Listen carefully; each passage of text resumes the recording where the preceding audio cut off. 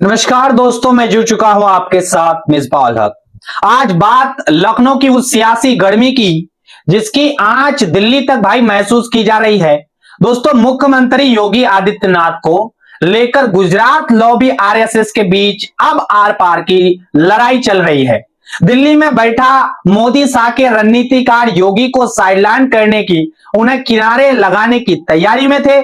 लेकिन भाई जैसे ही अमित शाह की ये विषाक्त लीक हुई, नागपुर यानी संघ भड़क उठा है। आरएसएस ने दिल्ली दरबार को साफ आज संदेश भेज दिया है, अगर योगी पर उंगली उठाने की कोशिश की तो किसी की खैर नहीं होगी। 2027 की कमान अब संघ ने खुद अपने हाथ में ले ली है। उधर अमित शाह ने भी हार नहीं माननी है भाई साहब। उन्होंने योगी के घर में ही सेंध लगाने के लिए अपना हुकुम का इक्का निकाल दिया है और इस पूरे खेल में डिप्टी सीएम केशव प्रसाद मौर्य के साथ बहुत बहुत बड़ा धोखा हो गया है। क्या है पूरी इनसाइड स्टोरी? 12 दिसंबर की रात लखनऊ में बंद कमरे में क्या हुआ, आइए पड़त को खोलकर आपके सामने रखते हैं और आप समझिए। दोस्तों, कहानी की शुरुआत होती है एक मीटिंग से। तारीख था 12 दिसंबर, जगह आपको याद होंगी लखनऊ का आरएसएस दफ्तर। संघ और बीजेपी के बीच करीब 3 घंटे लंबी मीटिंग चली। इसमें संगठन मंत्री बीएल संतोष थे, अरुण कुमार थे और प्रदेश अध्यक्ष भूपेंद्र चौधरी थे। इसके बाद एक्शन बीजेपी ऑफिस शिफ्ट हुआ, जहां सीएम योगी और दोनों डिप्टी सीएम के साथ सवा घंटे मंथन बैठक चला। आरएसएस के सूत्रों ने जो बताया है वो बहुत बड़ी बात साबित होगी। मीटिंग की पूरी कमान संघ के हाथ में थी। संघ ने दिल्ली को 2-2 कह दिया है कि यूपी चुनाव की बागडोर अब पूरी तरह पार्टी नेताओं के भरोसे नहीं छोड़ी जाएंगी।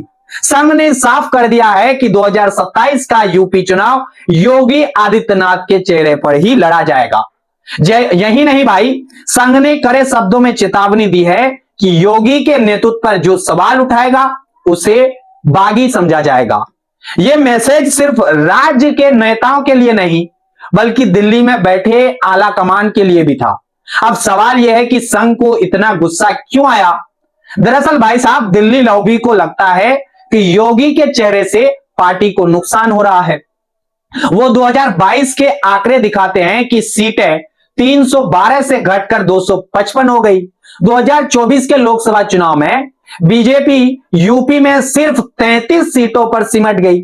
लेकिन संघ का मानना अलग है भाई साहब। संघ देख रहा था कि यूपी में भीतर घात हो रहा है। हमने और आपने देखा है कि कैसे योगी की मीटिंग से दोनों डिप्टी सीएम केशव मौर्य और ब्रजेश पाठक गायब रहते थे।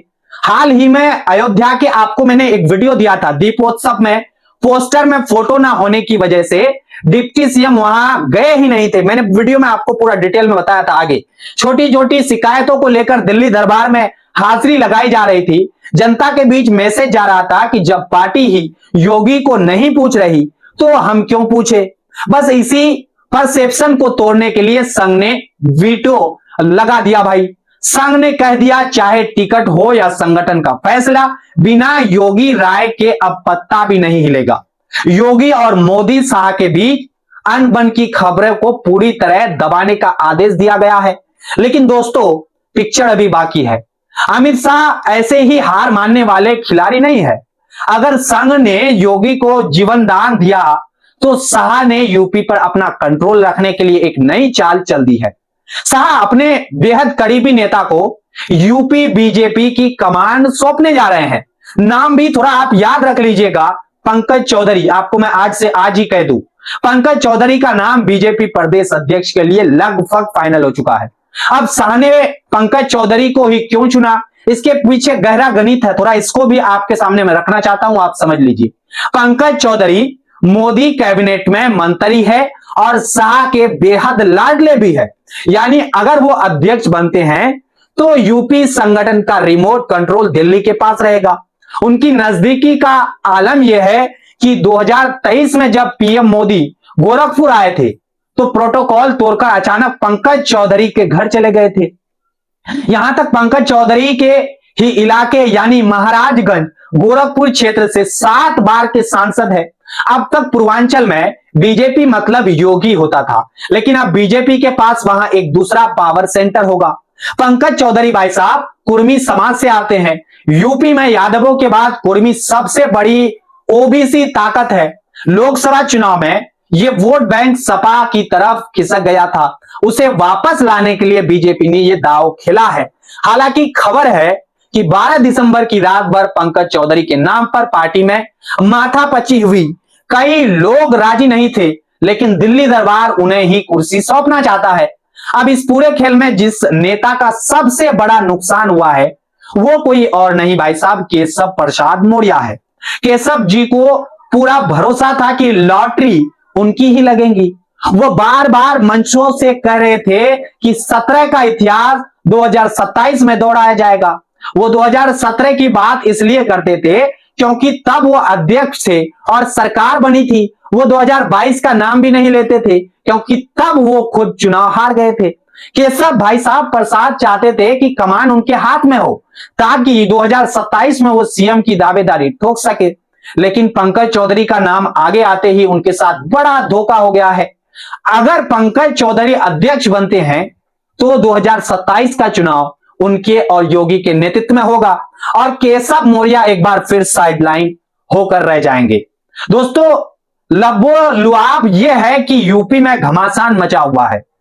एक तरफ संघ योगी के पीछे चट्टान बनकर खड़ा है तो दूसरी तरफ अमित शाह पंकज चौधरी के जरिए संगठन पर अपनी पकड़ ढीली नहीं होने देना चाहते। वहीं 14 दिसंबर की सारी तस्वीरें साफ हो जाएंगी कि ऊंट किस करवट बैठता है। आप लोग बताइए भाई, क्या दिल्ली में रिमोट कंट्रोल द्वारा यूपी जैसे राज्य को चलाया जा सकता है? और क्या पंकज चौधरी के आने से योगी की ताकत कम होगी या बीजेपी मजबूत होगी? अपनी राय कमेंट बॉक्स में लिखकर हमको दीजिएगा। मैं कमेंट को आपका पढ़ता रहता हूं। अगर ये विश्लेषण और बेबाक अंदाज पसंद आया हो तो वीडियो को लाइक और चैनल को सब्सक्राइब करके घंटी जरूर दबा दीजिएगा। मिलते हैं अगली वीडियो में एक नए खुलासे के साथ, एक धमाकेदार स्टोरी के साथ। तब तक के लिए दीजिए हमें इजाजत। जुड़ने के लिए आज आप सभी का बहुत बहुत धन्यवाद।